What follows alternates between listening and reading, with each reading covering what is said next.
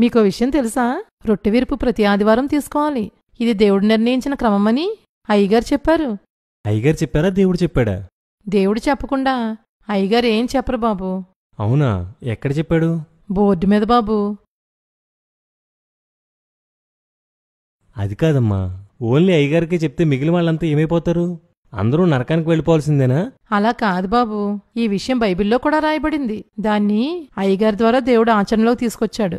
నిజమా? ప్రతి ఆదివారం రొట్టె విరవాలని ఎక్కడ రాయబడింది? అపోస్తల కార్యాలు 20వ అధ్యాయము 7వ వచనంలో బాబు. ఒకసారి చదువుతారా?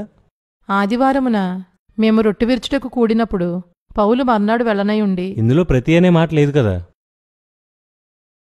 ఆదిమ సంఘం ఇంటింటా రొట్టె విరిచారు. దీన్ని బట్టి మనం చర్చిలో రొట్టె విరవకూడదు అనొచ్చా? చూడండమ్మా, అప్పటికి చర్చిలు లేవు కాబట్టి వాళ్ళు ఇళ్ల దగ్గరే రొట్టె విరిచారు. ఇక్కడ వీళ్ళకి ఆదివారమే కుదిరింది కాబట్టి ఆ రోజే రొట్టె విరిచారు.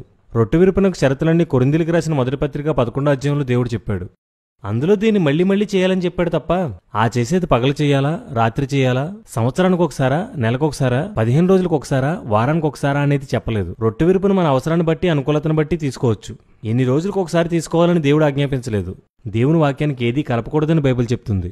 ప్రతి ఆదివారం రొట్టె విరవాలి అనే ఆజ్ఞను మీరు బైబిల్కు కలుపుతున్నారని తెలుసుకోండి. ప్రతి ఆదివారం రొట్టె విరవడంలో తప్పులేదు, కానీ దాన్ని దేవుని ఆజ్ఞగా మలచడం మాత్రం తప్పే.